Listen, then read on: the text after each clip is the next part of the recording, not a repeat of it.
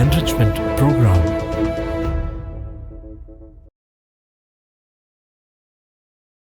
പ്രിയപ്പെട്ടവരെ, നമസ്തേ.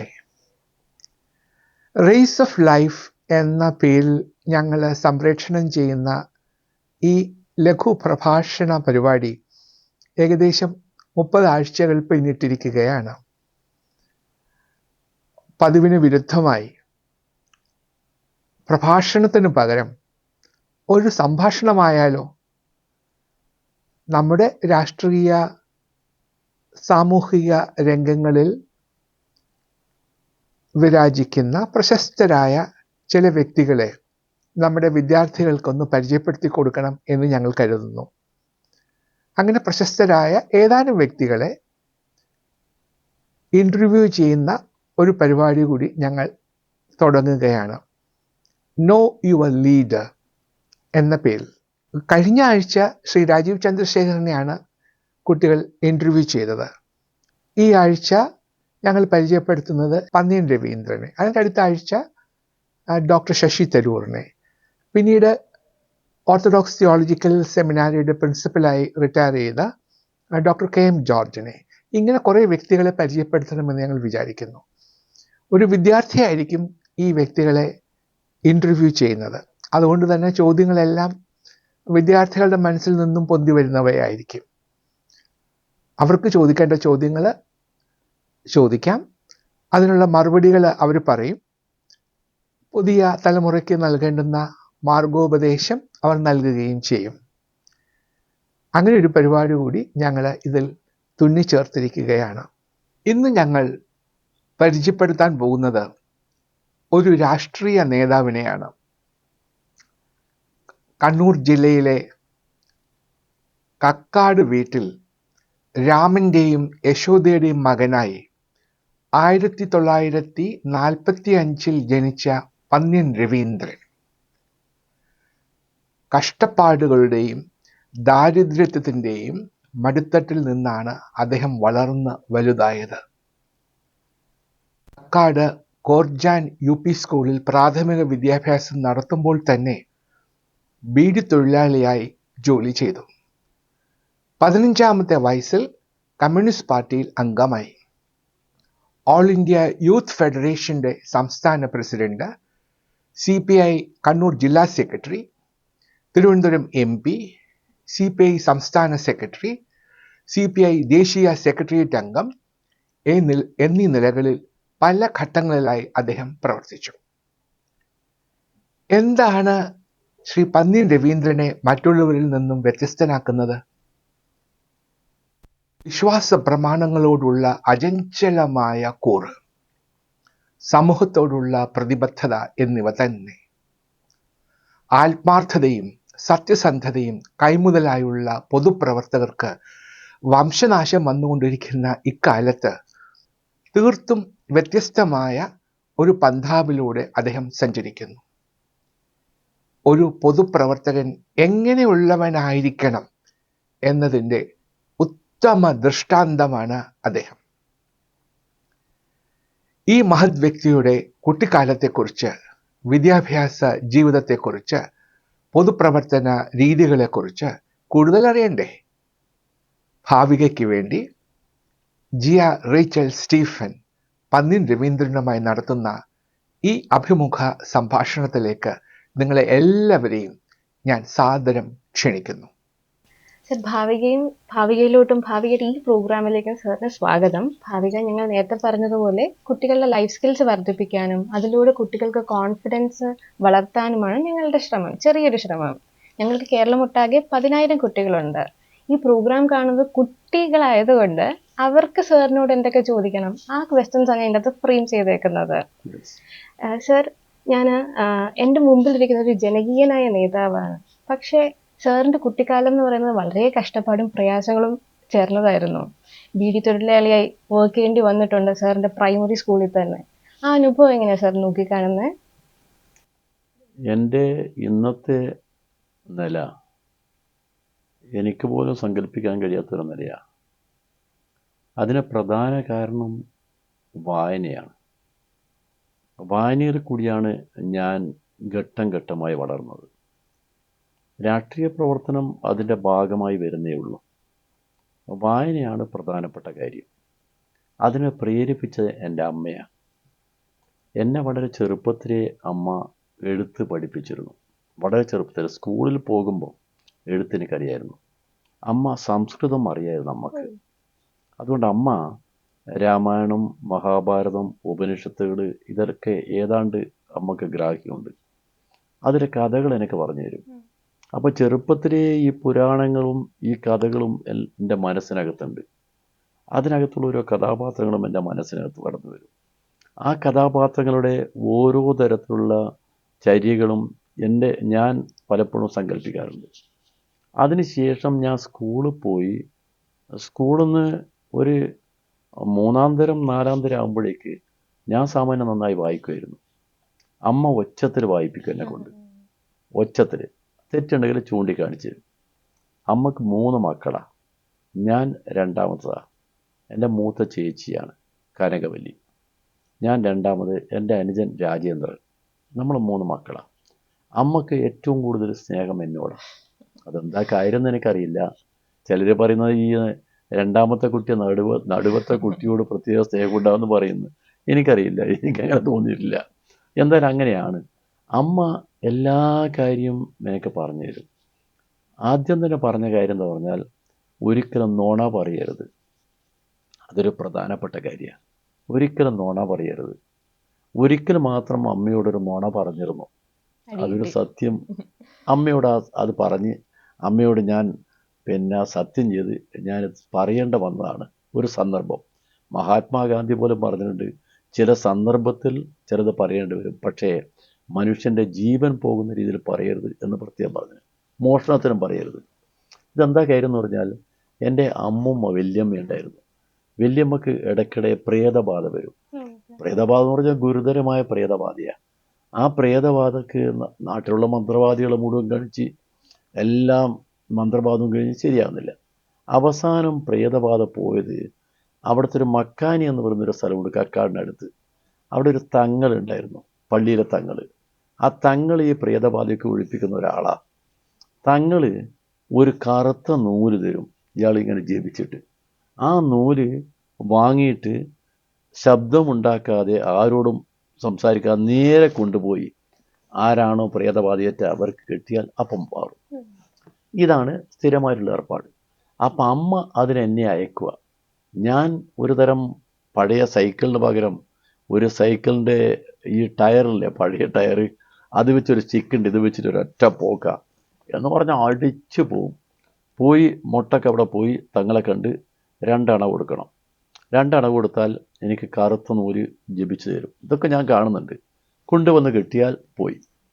സ്ഥിരമായിട്ട് അങ്ങനെയാണ്. ഒരു ദിവസം അമ്മൂമ്മക്ക് പ്രേതബാധ വന്ന് മൂർച്ഛിച്ച് കിടപ്പാ, പിന്നെ എഴുന്നേൽക്കില്ല.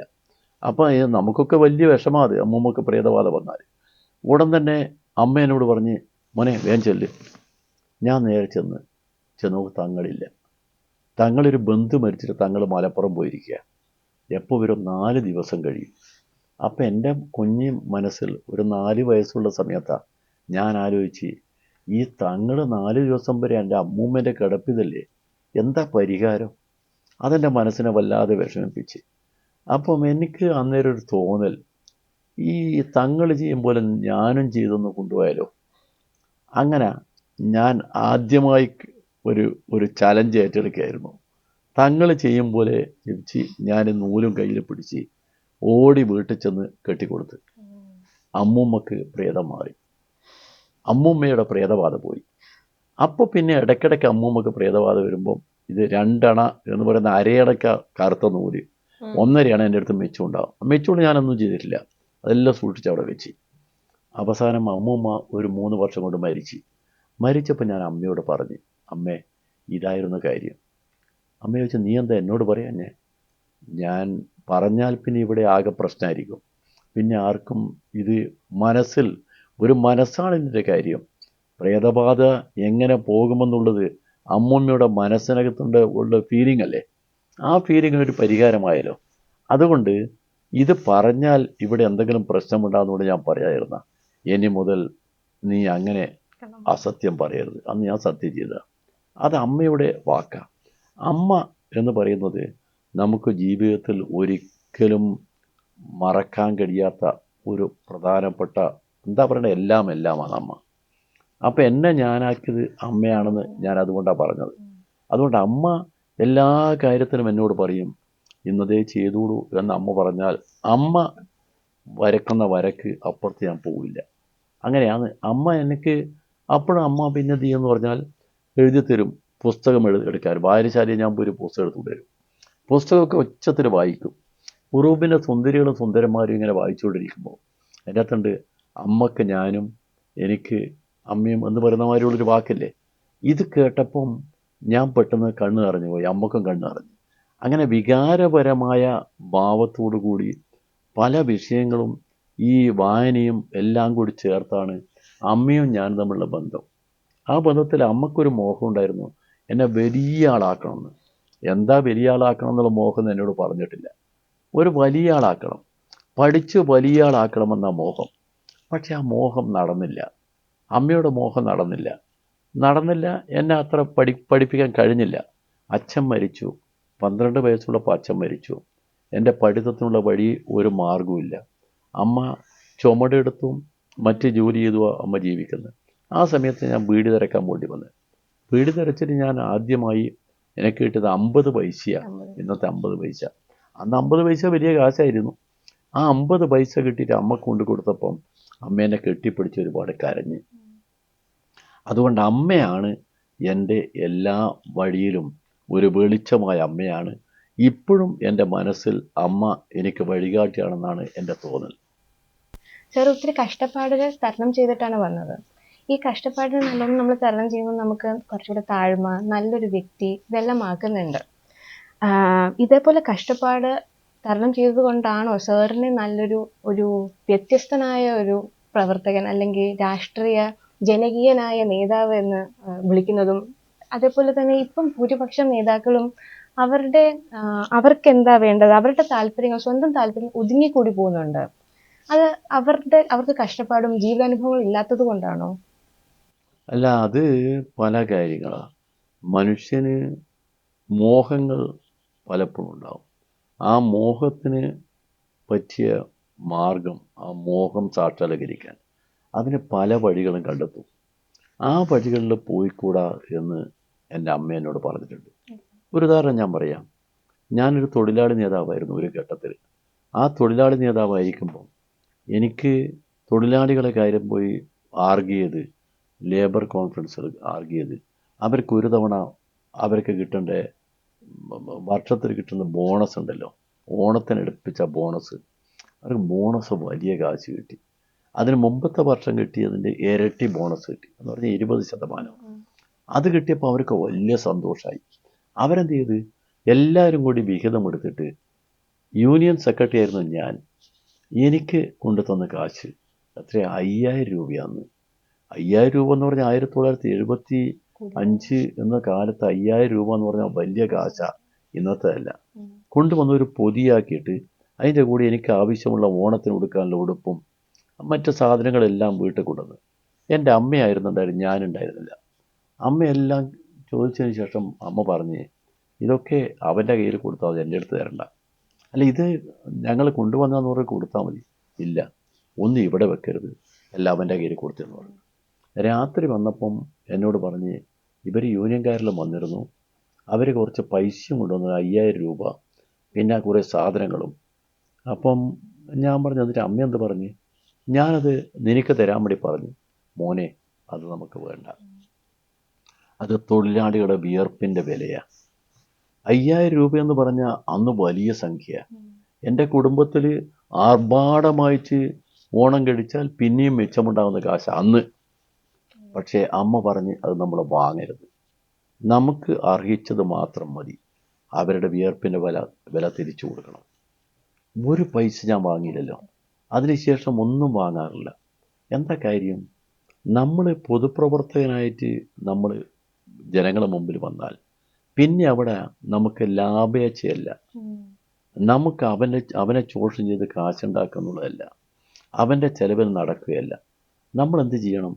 നമ്മൾ അവന് വേണ്ടി എന്തെങ്കിലും അർപ്പിക്കുക എന്നുള്ളത് നമ്മളത്. ചില സമയത്ത് എന്നെ കാണാൻ വന്ന് എൻ്റെ അടുത്ത് പല കാര്യത്തിനും വന്ന് കാര്യം കഴിഞ്ഞാൽ അവർക്കൊരു ചായ വാങ്ങിച്ചു കൊടുത്താൽ എനിക്ക് സംതൃപ്തിയാണ്. അവരെ ചായ ഇങ്ങോട്ട് വാങ്ങി കുടിക്കാൻ പറ്റില്ല, അത് നല്ല കാര്യമല്ല. ഈ ഇപ്പോൾ അടുത്ത കാലത്ത് ഞാൻ വേറൊരു കേസ് പറയാലോ. ഞാൻ ട്രിവാൻഡ്രത്ത് ഞാൻ MP ആയിരുന്നല്ലോ. ഞാൻ ഈ 40 മാസം ട്രിവാൻഡ്രം MP ആയിരുന്നു. ഇവിടെ എല്ലാവർക്കും അറിയാമല്ല. ഞാനൊരു ദിവസം MP സ്ഥാനയിലും പോയി ഒരു 5 വർഷം കഴിഞ്ഞിട്ട് ഞാൻ മിക്കവാറും സിറ്റിയിൽ ഇങ്ങനെ നടന്നു പോന്നാ. നമ്മുടെ ജിജി തോംസൺ സാറിനൊക്കെ എന്നെ അറിയാം, ഇങ്ങനെ നടന്നു പോന്ന. അദ്ദേഹം കാറ് പോകുമ്പോൾ ഞാൻ നടന്നു പോകും. അല്ല, പക്ഷേ അദ്ദേഹം കാറ് പോകുന്ന പറഞ്ഞാൽ അദ്ദേഹത്തിൻ്റെ ഡ്യൂട്ടീൻ്റെ ഭാഗമാണ്. ഞാനിങ്ങനെ നടന്നു പോകുന്നുള്ള പഴയ വഴിയിൽ കാണുന്ന ആളോട് ലോക്യം പറഞ്ഞു പോകും. അപ്പോൾ ഉച്ച സമയത്ത് ഞാൻ അവിടുന്ന് വെജിറ്റേറിയൻ ഹോട്ടലിൽ നിന്ന് ഭക്ഷണം കഴിച്ച് ഫുട്പാത്തിലൂടെ നടന്നു വരുന്നത്, റെയിൽവേ സ്റ്റേഷൻ അവിടെ നടന്നു വരുമ്പോൾ ഒരാൾ പിന്നെന്ന് സാർ സാർ സാർ എന്ന് വിളിച്ച്. അപ്പോൾ ഒരു ദയനീയമായ ശബ്ദം. ഞാൻ തിരിഞ്ഞു നോക്കുമ്പോൾ ഒരു തലയിൽ മുണ്ടിട്ട് ഒരു പ്രായമായ ആൾ, പ്രായമായ ഒരു കാരണവർ. അപ്പം ഞാൻ ചോദിച്ചെന്ത്? അവനോട് പറഞ്ഞു, സാർ ഒരു പരാതിയുണ്ട്. ചിലർ പഴമക്കാർ പറയും പരാതി എന്ന് പറയുന്നത് ഒരു അപേക്ഷയുണ്ടെന്ന് പറയുന്നത് പരാതി എന്നാണ് പറയാം. പരാതിയുണ്ട്. ഞാൻ പറഞ്ഞു എന്താ പരാതി? പറഞ്ഞു, സാർ എൻ്റെ മോൻ്റെ പാസ്പോർട്ടിൻ്റെ കാര്യം. പാസ്പോർട്ടിന് അപേക്ഷ കൊടുത്ത് അതിൻ്റെ വെരിഫിക്കേഷനും കഴിഞ്ഞ്, പക്ഷേ ഇത്രയായിട്ടും പാസ്പോർട്ട് കിട്ടി. 1 വർഷമായി സാർ ഞാൻ നടന്ന് കയറി ഇറങ്ങുന്നു. ഞാൻ പറയാം എന്തത്? അപ്പോൾ എന്നോട് പറഞ്ഞ്, സാർ എന്താണെന്നറിയില്ല, അടുത്ത മാസം വാ പോലീസ് വെരിഫിക്കേഷൻ കഴിഞ്ഞു, എല്ലാം കഴിഞ്ഞ്. ഞാൻ പറയാം എന്താണ്? ഒരു കാര്യം ചെയ്യും, നിങ്ങൾ ഞാൻ ഇവിടുത്തെ MP ഞാൻ പറയാം. വേണ്ട സാർ, സാറൊന്ന് പറഞ്ഞാൽ മതി. അപ്പോൾ അദ്ദേഹത്തിൻ്റെ പറച്ചിൽ കേട്ടപ്പോൾ എനിക്കും തോന്നി, ഞാൻ ഈ പാസ്പോർട്ട് ഓഫീസറാ, നേരത്തെ MP ആയിരിക്കുമ്പോൾ സ്ഥിരമായി വിളിക്കുന്നതാണ്. MP സ്ഥാനം പോയതിന് ശേഷം പിന്നെ വിളിക്കേണ്ട കാര്യമില്ലല്ലോ, പ്രശ്നങ്ങളൊന്നും എൻ്റെ ധാരണ.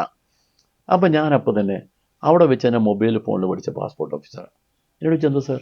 ഞാൻ സംഭവം പറഞ്ഞപ്പോൾ അദ്ദേഹം പറഞ്ഞ് ആളെവിടെ ഉണ്ടോ എന്ന് ചോദിച്ചു. ഉണ്ട് സാർ, ഇങ്ങോട്ടേക്ക് അയക്കുമെന്ന് പറഞ്ഞു. ഞാൻ അപ്പം തന്നെ ഇയാളോട് പറഞ്ഞു, ഒരു കാര്യം ചെയ്യും, നിങ്ങളൊരു ഓട്ടോറിക്ഷ പിടിച്ച് പാസ്പോർട്ട് ഓഫീസിൽ പോയിക്കോ, ഓഫീസർ അവിടെയുണ്ട്. ഞാൻ അദ്ദേഹത്തോട് വിളിച്ച് പറഞ്ഞിട്ടുണ്ട്, നിങ്ങൾക്ക് എന്തെങ്കിലും അവിടെ ചെന്നാൽ നിങ്ങളെ കയറ്റില്ല. സാധാരണഗതിയിൽ പാസ്പോർട്ട് ഓഫീസിൽ അകത്ത് കയറാൻ പറ്റില്ല. നിങ്ങളൊരു കാര്യം ചെയ്യും, എൻ്റെ പേര് പറയണം, പറഞ്ഞിട്ടും ആവുന്നില്ല, ഈ നമ്പറിൽ വിളിക്ക്. എൻ്റെ ടെലിഫോൺ നമ്പർ എഴുതി കൊടുത്ത് അവിടെ പോയിട്ട് ഇയാൾ എന്തായി എന്നുള്ളത് പിന്നെ എനിക്കറിയില്ല. അടുത്ത ദിവസം ഉച്ചയ്ക്ക് ഞാൻ ഓഫീസിൽ ഇങ്ങനെ പത്രം വായിച്ചിങ്ങനെ ഇരിക്കുമ്പോൾ ഒരാൾ ഒരു നിഴൽ പോലെ എനിക്ക് തോന്നി, ഒരാൾ എൻ്റെ കാല് പിടിക്കാൻ പോവാം. ഞാനിങ്ങനെ നോക്കുമ്പോൾ ഇയാൾ ഈ പറഞ്ഞ മനുഷ്യൻ ഒരു മുസ്ലിംകാരനവരാ. അപ്പോൾ അദ്ദേഹത്തോട് ഞാൻ പറയും, നിങ്ങൾ എന്താ ചെയ്യാൻ പോകുന്നത്? ഇല്ല സാർ, കിട്ടി സാർ, പാസ്പോർട്ട് കിട്ടി. ആ പാസ്പോർട്ട് കിട്ടിയ സന്തോഷത്തിലാണ്. ഞാൻ എന്താ സാർ ചെയ്യേണ്ടത്? ഞാൻ പറഞ്ഞു, നിങ്ങളിതിന് ഇങ്ങോട്ട് വന്നത്, പാസ്പോർട്ട് കിട്ടിയാൽ മോനെ അയക്ക് വിദേശത്തേക്ക്. അദ്ദേഹത്തിൻ്റെ സന്തോഷം കണ്ടപ്പം എനിക്ക് അതിനേക്കാൾ വലിയൊരു ബഹുമതി എന്താ വേണ്ടേ? ഒരു പാവപ്പെട്ട മനുഷ്യന് എന്നെക്കൊണ്ടൊരു സഹായം കിട്ടിയെന്ന് അദ്ദേഹം നേരിട്ട് വന്ന് എന്നെടുത്ത് പറയുമ്പോൾ നമുക്കുണ്ടാകുന്ന ഒരു ആഹ്ലാദം അതിലപ്പുറം എന്താ ഉള്ളത്? പൊതുപ്രവർത്തകന് ഏറ്റവും പ്രധാനം എന്താ? അയാൾ ചെയ്യുന്ന കർമ്മത്തിന് ഫലമുണ്ടെന്നും അത് ആർക്കെങ്കിലും ഉപകരിച്ചെന്ന് തോന്നുകയും ചെയ്യുന്ന, അതാണ് ഏറ്റവും വലിയ സാറ്റിസ്ഫാക്ഷൻ എന്ന കാര്യം ഞാൻ എപ്പോഴും മനസ്സിൽ കൊണ്ടു നടക്കും. അതും എന്നെ പഠിപ്പിച്ച എൻ്റെ അമ്മയാണ്.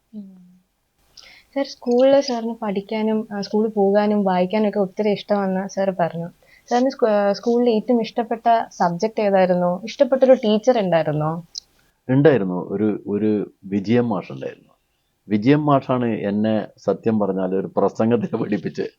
ഞാൻ ചെറുപ്പത്തിൽ ഇങ്ങനെ സ്കൂൾ ലീഡറായി പോകുന്ന അവസരത്തിൽ ഈ ഒരു തവണ സ്കൂളിൽ നമ്മൾ പിന്നെ വാർഷികത്തിന് വിജയ മാഷ് എന്നോട് പറഞ്ഞു, നീ ഒന്ന് പ്രസംഗിക്കണം. ആരെ? നെഹ്റുവിനെ കുറിച്ച്. അങ്ങനെ നെഹ്റുവിനെ കുറിച്ചാണ് ആദ്യമായി ഞാൻ പ്രസംഗിക്കുന്നത് സ്കൂളിൽ. പണ്ഡിറ്റ് ജവഹർലാൽ നെഹ്റു നമ്മുടെ കുട്ടികളൊക്കെ മനസ്സിനകത്ത് ഒരു ആവേശമല്ലേ, റോസാപ്പൂവും വെച്ച് വരുന്ന നെഹ്റു, ആ നെഹ്റുവിൻ്റെ രൂപം, ആ തൊപ്പി, അദ്ദേഹത്തിൻ്റെ പാൻസ്, ഇതൊക്കെ തന്നെ നമ്മൾക്ക് ഒരു ഹരമായിരുന്നു. ചാച്ചാ നെഹ്റു, അദ്ദേഹത്തെക്കുറിച്ചുള്ള ആദ്യത്തെ പ്രസംഗം.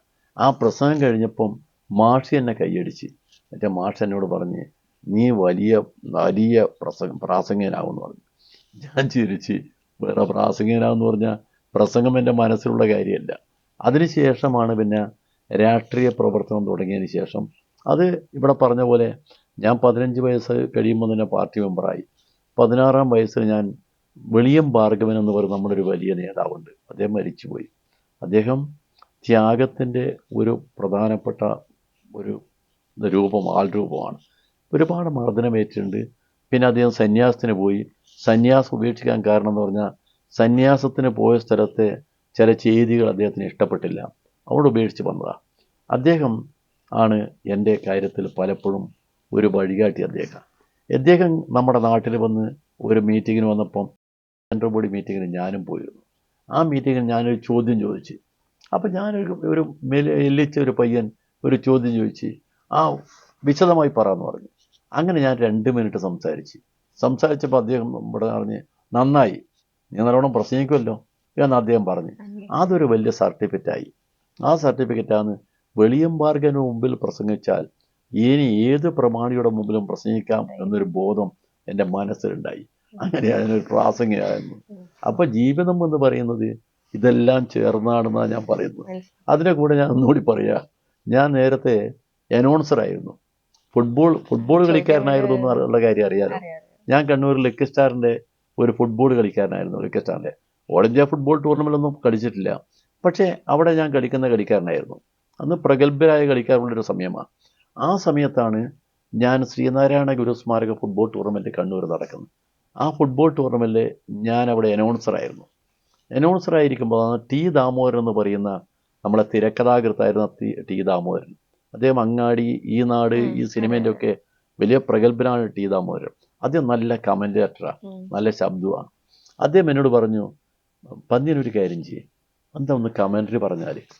ഞാൻ പറഞ്ഞു, അതിനെനിക്കൊരു ഒരു ഒരു ഒരു ഒരു മനസ്സിനൊരു ഉറപ്പ് കൊണ്ടേ കമൻട്രി പറയാൻ, അതിനുള്ള ശക്തി ഉണ്ട് എനിക്ക്. അപ്പോൾ പറഞ്ഞ ആദ്യം ഒരു പരിപാടി തന്ന് ആകാശവാണിയിൽ ഈ ഫുട്ബോളിനെ കുറിച്ച് പറയാൻ. അത് ഞാൻ ഓർക്കേണ്ട കാര്യമാണ്.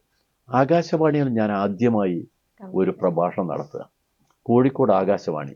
അന്ന് ആകാശവാണിയിൽ ചിക്കോടിയൻ പോലുള്ള പ്രഗത്ഭരായ ആളുകൾ ആകാശവാണിയിൽ അന്ന് ജീവനക്കാരാണ്. അന്ന് എല്ലാ പ്രഗത്ഭന്മാരും കോഴിക്കോട്ടെ പ്രഗത്ഭന്മാരെല്ലാം അവിടെ ഉണ്ടായിരുന്നു. ആകാശവാണിയിൽ ഞാൻ പ്രഭാഷണത്തിന് പോകുന്നു. ഞാൻ അമ്മയോട് പോകുന്നതിന് മുമ്പ് പറഞ്ഞു, അമ്മേ ഞാൻ കോഴിക്കോട്ടേക്ക് പോവാന്ന്. ആകാശവാണിയിൽ ഞാൻ പറഞ്ഞു, റേഡിയോയിൽ പറയുന്നുണ്ട്. നീ റേഡിയോ പറയുന്നുണ്ടോ? ഞാൻ പറഞ്ഞു, ഉറപ്പാ. ഞാൻ പറഞ്ഞു, ഉറപ്പാന്ന് പറഞ്ഞു. പോയി. എത്ര മണിക്കാന്ന് ചോദിച്ചാലും ചോദിച്ച് 6:50 പ്രഭാഷണം. ആ പ്രഭാഷണം അമ്മ അടുത്ത വീട്ടിലെ സ്ത്രീകളെയൊക്കെ വിളിച്ച്, ഒരു പ്രായമാകുമ്പോൾ സ്ത്രീകൾക്ക് ഉണ്ടാകുന്ന ഒരു മനസ്സിൻ്റെ സന്തോഷമില്ലേ, മകൻ്റെ ഒരു പ്രധാനപ്പെട്ട പരിപാടിയെ വരാൻ പോകുന്നത്. അമ്മ എല്ലാവരെയും വിളിച്ച് മുറുക്കാനെ കൊടുത്ത്, ജോർജ് എൻ്റെ മോനിപ്പോൾ പറയും. അപ്പോഴേക്ക് തുറന്ന് പറയുന്നു, കണ്ണൂർ നടക്കുന്ന ശ്രീനാരായണ ഗുരുസ്മാരക ഫുട്ബോൾ ടൂർണമെൻറ്റിനെ കുറിച്ച് ഒരു സംക്ഷിപ്ത വിവരണം നടത്തുന്നത് ശ്രീ പന്ന്യൻ രവീന്ദ്രൻ. അമ്മ ചിരിച്ച്, എല്ലാം മറന്ന ചിരി. ജീവിതത്തെ എല്ലാ ദുരിതങ്ങളും അനുഭവിക്കുമ്പോഴും എൻ്റെ മോൻ റേഡിയോയിൽ പറഞ്ഞല്ലോ. അന്ന് AIR ഫെയിം എന്ന് പറഞ്ഞാൽ നാട്ടിൽ അത്ര പ്രഗത്ഭനാണ്. AIR ഫെയിം, കൈമാപ്പറമ്പൻ കഥാപ്രസംഗം AIR ഫെയിം, നല്ല പാട്ടുകാർ AIR ഫെയിമാണ്. അപ്പം എൻ്റെ പഞ്ചായത്തിൽ ആദ്യമായി ആകാശവാണിയിൽ പറയുന്ന ആൾ ഞാനായി. രാത്രി ഞാൻ വീട്ടിൽ ചെല്ലുമ്പോൾ അമ്മ കാത്തിരിക്കുകയാണ്. ഞാൻ വീട്ടിൽ വാതിൽ മുട്ടി, അമ്മ തുറന്ന് എന്നെ കെട്ടിപ്പിടിച്ച് പറഞ്ഞ്, മോനെ എനിക്ക് ചത്താക്കിയതുമില്ല, നീ റേഡിയോ പറഞ്ഞില്ലേ. ഒരു പാവപ്പെട്ട കുടുംബത്തിലെ ഒരു സ്ത്രീയുടെ മനസ്സിലൊരു ആവേശം, അത് ആഹ്ലാദം, അതെനിക്കൊരിക്കലും മറക്കാൻ കഴിയില്ല. അമ്മക്ക് എന്നെ കുറിച്ചൊരു ഒരു വന്നിരിക്കുന്ന ഏറ്റവും വലിയൊരു സന്തോഷമുള്ളൊരു കാര്യം. അതുപോലെ തന്നെ പ്രധാനപ്പെട്ട ഒരു കാര്യം, കുട്ടികളായതുകൊണ്ട് ഞാൻ പറയണമെന്ന് എനിക്ക് തോന്നുന്നു. അതുകൂടി പറയാം, ഇതിനെ കൂടി ചേർത്ത് പറയാം. കാരണം ഞാൻ ഈ ഫുട്ബോൾ കളിച്ചുകൊണ്ടിരിക്കുമ്പോൾ ഒരു ദിവസം മദ്യപിച്ച് എൻ്റെ ജീവിതത്തിന് ആദ്യത്തെയും അവസാനത്തെയും മദ്യപാനം. എൻ്റെ കൂടെ കളിക്കുന്ന ഒരു ഫുട്ബോൾ കളിക്കാരനുണ്ട്, രാജൻ. അവനും ഞാനും കൂടി ഇൻസൈഡിലാണ് ഞാൻ കളിക്കുന്നത്, രാജൻ ഔട്ട്സൈഡിലാണ്. നമ്മൾ രണ്ടാളും പന്ത് കൈമാറുന്ന ആളുകളാണ്. ഒരു ദിവസം വൈകുന്നേരം രാജൻ പറഞ്ഞ്, എടാ എൻ്റെ ഏട്ടൻ വന്നിട്ടുണ്ട്, മിലിറ്ററിയിൽ നിന്ന് ഏട്ടൻ വന്നത്. അപ്പോൾ ഏട്ടൻ വന്നുകൊണ്ട് വീട്ടിൽ ഒരു ശാപ്പാടുണ്ട്, നല്ല കോഴിയിറച്ചിയും പൊട്ടുക. അപ്പോൾ എനിക്ക് വായുന്ന വെള്ളം പറയും. അന്ന് നമുക്ക് ഭക്ഷണം എന്ന് പറയുന്നത് വളരെ പരിമിതമായി കിട്ടുന്നതാണ്. അപ്പോൾ ഞാൻ പറഞ്ഞ്, ഞാൻ വരാം. നമ്മൾ വീട്ടിൽ ചെന്നപ്പോൾ എല്ലാവർക്കും കൊണ്ടുവന്ന് വെച്ച്, ഇത് പുട്ടും കോഴിയിറച്ചി, നല്ല നാടൻ കോഴിയാണ്. ആ കോഴിയിറച്ചി വറുത്തരച്ച ഈ നാളികേരമായിട്ട് അത് വല്ലാത്തൊരു ടേസ്റ്റാണ്. നമ്മളെ നാടൻ പിന്നെ ഇതിങ്ങനെ കഴിച്ചുകൊണ്ടിരിക്കുക, നല്ലോണം കഴിച്ചുകൊണ്ടിരിക്കുമ്പോൾ അതാ ഓരോ ഗ്ലാസ് കൊണ്ടുവന്ന് വെച്ച്. ഞാൻ വിചാരിച്ച വെള്ളമായിരിക്കും. അപ്പം അതിനകത്ത് ചുവന്ന ദ്രാവകം പറഞ്ഞു. ഞാൻ പറഞ്ഞു എനിക്ക് വേണ്ട. അപ്പം എല്ലാവരും പറഞ്ഞു നീ എന്താ വേണ്ടാന്ന്, നീ ഒരു വലിയവൻ, കുടിക്കടോ. എല്ലാവരും നിർബന്ധിച്ചപ്പം ഞാനും കുടിച്ച് കഴിഞ്ഞപ്പം എനിക്ക് വല്ലാത്ത വിശപ്പ്. ഞാനിങ്ങനെ വാരി തിന്നു. അപ്പോൾ എൻ്റെ പെരുവിരൽ മുതൽ മൂർധാവ് വരെ ഒരു ഇലക്ട്രിസിറ്റി പ്രവാഹം പോലെ ഇങ്ങനെ വന്ന്. എന്താ ഉണ്ടായെന്ന് എനിക്കറിയില്ല. പിന്നെ ഞാൻ ഈ ഭക്ഷണം മുഴുവൻ വാരി കഴിച്ച് ഞാൻ അവിടുന്ന് നടന്നു പോകാൻ എനിക്ക് സ്റ്റെപ്പൊന്നും നേരെയല്ല, എന്നാലും നടന്ന് വീട്ടിലെത്തിയപ്പം അമ്മ വാതിൽ തുറന്ന് എന്നെ കണ്ട് എന്നെ നോക്കി, ഒന്നും പറഞ്ഞില്ല. ഞാനങ്ങ് പോയി കിടന്നു. അടുത്ത ദിവസം ഞായറാഴ്ചയായിരുന്നു. അന്ന് 11 മണിക്ക് വരെ ഞാൻ കിടന്ന്. അപ്പോഴാണ് എഴുന്നേറ്റപ്പം അമ്മ എന്നോട് പറഞ്ഞ് വാ, നീ ഇന്നലെ എന്താ കഴിച്ചേ? ഞാനെല്ലാം അമ്മയോട് പറഞ്ഞു.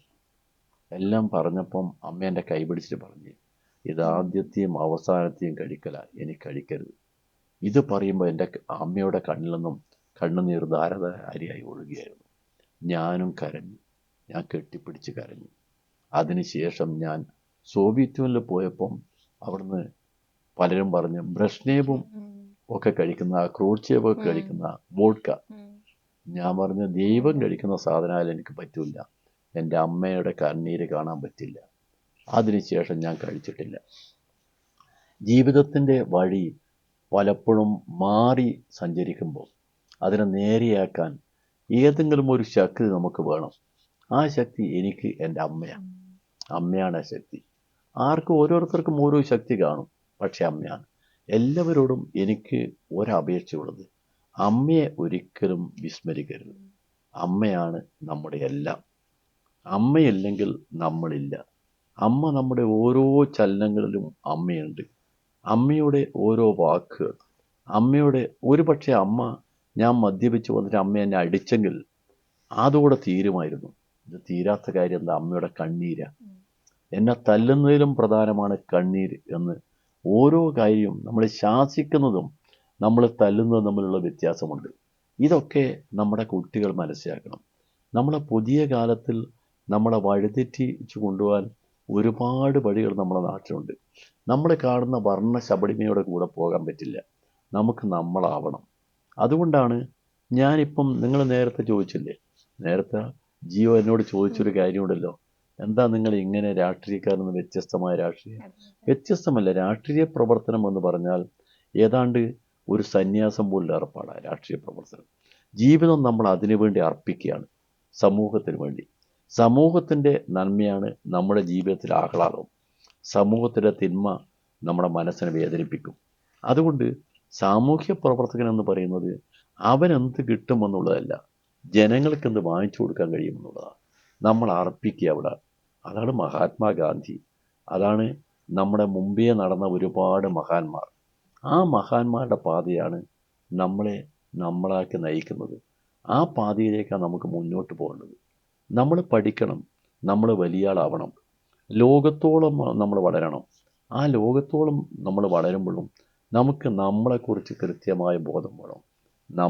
നമ്മുടെ നിലയെന്താണ്, നമുക്ക് എവിടം വരെ ആവാം എന്ന ബോധ്യം വേണം. നിങ്ങൾക്ക് ആഹ്ലാദപൂർവ്വം നിങ്ങൾ ജീവിക്കുന്നത് വെച്ചാൽ ഒരു ദിവസം അടിച്ച് പൊളിച്ച് ജീവിച്ച് ഒരുപാട് കള്ളും കുടിച്ച് ഇറച്ചിയും എല്ലാം വാരി വലിച്ച് വേണ്ടതും വേണ്ടാതെല്ലാം കഴിച്ച് അത് കഴിഞ്ഞാൽ തീർന്നില്ലേ? നിങ്ങൾക്ക് അതുകൊണ്ട് എന്താ ഉണ്ടാകുന്നത്? ജീവിതത്തിൽ എന്നും നമ്മൾ വഴിതെറ്റാതെ മനസ്സിന് ഒരു സന്തോഷത്തോടു കൂടി പോകണമെങ്കിൽ നമ്മൾ ശരിയാണെന്ന് നമ്മളെ മനസ്സിനോട് പറയാൻ നമുക്ക് കഴിയണം. നമ്മൾ ശരിയല്ലെങ്കിൽ എല്ലാം പോയില്ലേ, നമ്മൾ പോയില്ലേ. നമ്മൾ ജീവിച്ചിരിക്കുന്നു എന്നുള്ളതിൻ്റെ എന്താ ഒരു തെളിവ്? ഒരു തെളിവില്ലല്ലോ. അവസാനമായി നമ്മൾ പോകുമ്പം വല്ലതും കൊണ്ടുപോകുന്നുണ്ടോ? ഒഴിഞ്ഞ കൈയല്ലേ. എത്ര കാശ് നമ്മുടെ കയ്യിലുണ്ടായിരുന്ന കാര്യം. അതുകൊണ്ട് നമ്മുടെ കുട്ടികളോട് എനിക്കൊന്നേ ഉള്ളൂ, നമ്മുടെ സാമൂഹ്യ പ്രതിബദ്ധത വേണം. നിങ്ങളുടേതായ ഒരു ജീവിതം നിങ്ങൾക്ക് വേണം, ഉറപ്പാ. ആ ജീവിതത്തിന് സുരക്ഷിതത്വം വേണം. ആ സുരക്ഷിതത്വത്തിന് വേണ്ടി മറ്റുള്ള ആളുകളുടെ അപകടത്തിലേക്ക് നിങ്ങൾ ചാടിക്കാൻ പാടില്ല. നിങ്ങളായി പെരുമാറണം. അതിന് നിങ്ങൾക്ക് കഴിയണമെന്നുണ്ടെങ്കിൽ നമുക്ക് ഒരു വലിയ നേട്ടം നമ്മുടെ നാടിന് തന്നെ ഉണ്ടാകുമെന്നാണ് എൻ്റെ പ്രതീക്ഷ. സർ 16-ാം വയസ്സിൽ തന്നെ 15-ാമത്തെ വയസ്സിൽ തന്നെ സാറ് പാർട്ടിയുടെ അംഗത്വം എടുത്തിരുന്നു. 16-ാമത്തെ വയസ്സിൽ എൻ്റെ അടുത്ത് ചോദിച്ചു കഴിഞ്ഞാൽ എനിക്ക് എന്താണെന്ന് പോലും ഒരു നിശ്ചയമില്ലാത്ത ഒരു പ്രായമായിരുന്നു. സാറത് പൂർണ്ണ ബോധത്തോടെ എടുത്ത ഒരു തീരുമാനമാണോ, അല്ലെങ്കിൽ കൂട്ടുകാരൊക്കെ എടുക്കുന്നു അതുകൊണ്ട് ഞാനും എടുക്കുന്നു, എങ്ങനെയായിരുന്നു ഒരു തീരുമാനത്തിലേക്ക് എത്തുന്നത്? അല്ല, ഞാൻ ആ കാലത്ത് പാർട്ടി മെമ്പർഷിപ്പ് എടുക്കാൻ ഞാൻ ചെറുപ്പത്തിലെ കുട്ടികളെ സംഘടിപ്പിക്കുന്ന ഒരു സംഘടന ഉണ്ടായിരുന്നു, ബാലസംഘം. അതിൻ്റെ പ്രവർത്തകനായിരുന്നു. അങ്ങനെ ആയിരിക്കുമ്പോഴാണ് പാർട്ടിയിൽ മെമ്പർഷിപ്പ് എടുക്കുന്നത്. ഈ പാർട്ടിയിൽ ഞാൻ വരാൻ കാരണം എന്ന് പറഞ്ഞാൽ, ഈ പാർട്ടി നമ്മുടെ സമൂഹത്തിന് വേണ്ടി നന്മ ചെയ്യാനുള്ളൊരു പാർട്ടിയാണെന്ന ബോധം കൊണ്ടാണ്. ആ ബോധം എന്നിൽ ഉണ്ടാക്കിയതും എൻ്റെ അമ്മ തന്നെയാണ്. അമ്മയാണ് അതിൻ്റെ എല്ലാം പിന്നിൽ. അപ്പം പാർട്ടി മെമ്പറായി പാർട്ടി പ്രവർത്തനത്തിൽ വന്നതിന് ശേഷമാണ് ഈ പറയുന്ന മറ്റ് പ്രവർത്തനങ്ങളെല്ലാം നമ്മൾ വരുന്നത്. അപ്പം അനുഭവമാണ് എന്നെ ഒരു കമ്മ്യൂണിസ്റ്റുകാരനാക്കുന്നത്. ഒരു കമ്മ്യൂണിസം എന്ന് പറയുന്ന പ്രത്യയശാസ്ത്രം ഞാൻ പഠിച്ചുകൊണ്ടല്ല. ആളുകൾ പറയും കമ്മ്യൂണിസ്റ്റ് പ്രത്യയശാസ്ത്രം പറഞ്ഞാൽ കമ്മ്യൂണിസ്റ്റ് മാനിഫെസ്റ്റോ, മാർക്സിസം എന്നൊക്കെ പറയുന്നില്ലേ. ഇതുപോലെ പുസ്തകം വായിച്ചോ തത്വങ്ങൾ മനസ്സിലാക്കിയോ ഒന്നുമല്ല. അനുഭവത്തിലാണ് ഞാൻ കമ്മ്യൂണിസ്റ്റ് ആകുന്നത്. എൻ്റെ നാട്ടിൽ വളരെ പാവങ്ങളായിരുന്നു. അവരുടെ ജീവിതം വളരെ പരിതാപകരമായിരുന്നു. ആ ജീവിതത്തിന് എന്തെങ്കിലും ഒരു വഴികാട്ടിയായിട്ട് അവരെ അവകാശങ്ങൾ നേടുന്നതിനുമുള്ള പോരാട്ടം, സമരം, ആ സമരങ്ങളിലൊക്കെ മുന്നിൽ നിൽക്കുന്ന കമ്മ്യൂണിസ്റ്റുകാരാണ്. അതുകൊണ്ട് ആ കമ്മ്യൂണിസ്റ്റുകാരോട് ഞാൻ നിന്ന് അവകാശങ്ങൾക്ക് വേണ്ടി പാവപ്പെട്ട മനുഷ്യൻ സമരം ചെയ്യുമ്പോൾ ആ സമരത്തിൻ്റെ കൂടെ ഞാനും അതിൻ്റെ ഭാഗമായി. അങ്ങനെ ഞാൻ കമ്മ്യൂണിസ്റ്റ് ആവുകയാണ്. എന്നെ ആരും കമ്മ്യൂണിസ്റ്റ് ആക്കിയതില്ല. ആളുകളുടെ കൂട്ടത്തിൽ പോയി ഞാൻ കമ്മ്യൂണിസ്റ്റായി ചേർന്നതല്ല. അനുഭവത്തിൽ കൂടി കമ്മ്യൂണിസ്റ്റ് ആകുക. കാരണം നമ്മളൊരു പാവപ്പെട്ട കുടുംബമാണ്. ഈ പാവപ്പെട്ട നമ്മുടെ കുടുംബത്തിലുള്ള സ്ഥിതി നമുക്കറിയാം. അതുപോലെ എല്ലാവരെയും നമ്മൾ കണ്ട് അവരെല്ലാവരും കൂടി ഒരുമിച്ച് ചേർന്ന് നമ്മുടെ ഈ സ്ഥിതി മാറ്റാൻ വേണ്ടിയുള്ള ഒരു പൊതുപ്രവർത്തനത്തിൽ ഞാനും അതിൽ അംഗമാവുക. സ്വാഭാവികമായിട്ട് അങ്ങനെയല്ലേ വരിക. അതെ അതെ. ഞാനൊരു എഞ്ചിനീയറിംഗ് കോളേജ്, ഗവൺമെന്റ് എഞ്ചിനീയറിംഗ് കോളേജിലാണ് പഠിച്ചത്. അവിടെ അന്ന് സമരം ഉണ്ടായത് ചില സമയത്ത് വളരെ ബാലിശമായ കുറെ കുഞ്ഞു കാര്യങ്ങൾക്ക് വരുന്നു. അന്നൊക്കെ പഠിത്തം മുടക്കിയിട്ടുണ്ട്.